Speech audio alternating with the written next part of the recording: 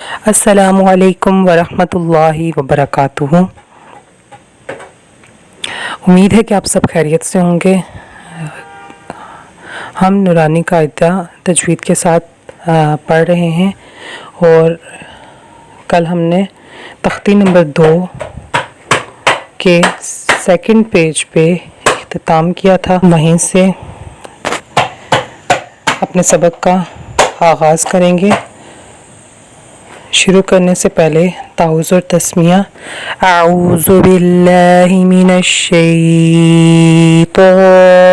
الرجیم، بسم اللہ الرحمن الرحیم۔ با کو ادا کرنے کا طریقہ میں نے کل اور پچھلی ویڈیوز میں بھی بتایا تھا کہ با جب ادا کیا جاتا ہے تو اوپر والے ہونٹوں کے خشک حصہ اور نیچے والے ہونٹوں کا خشک حصہ آپس میں ملایا جاتا ہے۔ با یا، اور یہاں پہ دونوں دانت جو ہے بند ہو جاتے ہیں، اوپر والے دانت اور نیچے والے دانت بند کر کے جو ان میں سے ہلکی سی آواز نکلے گی اس پہ یا ادا ہوگا۔ با یا، یا، با یا۔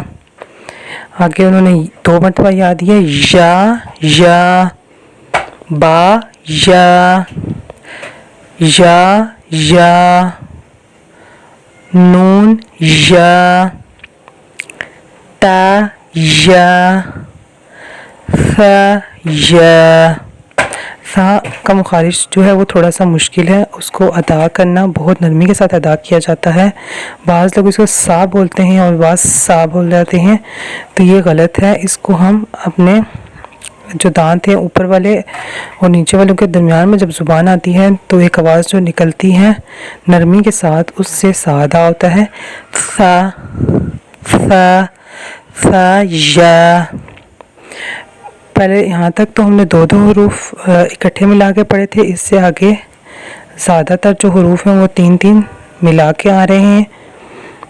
جیسے پہلا حرف ہے نون با لام، نون با با با لام، تا نون لام، با یا لام، یا تا لام، ث لام، نون با نون، با نون نون، تا یا نون، یا تا نون، ث نون، جیم، ہا حلق سے ادا ہوگا۔ اس میں بھی جیسے ہماری سانس باہر کی طرف آ رہی ہے اس طریقے سے اس کو ادا کیا جائے گا۔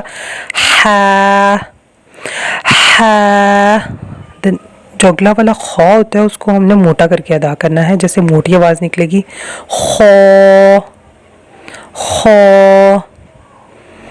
آگے ہا کے ساتھ اور خوا کے ساتھ ملتے جلتے حروف ہیں، ہا ث، ہا ث، خو با، با، با، خو با، جیم تا، تا ہا تا، یا جیم با، با خو تا۔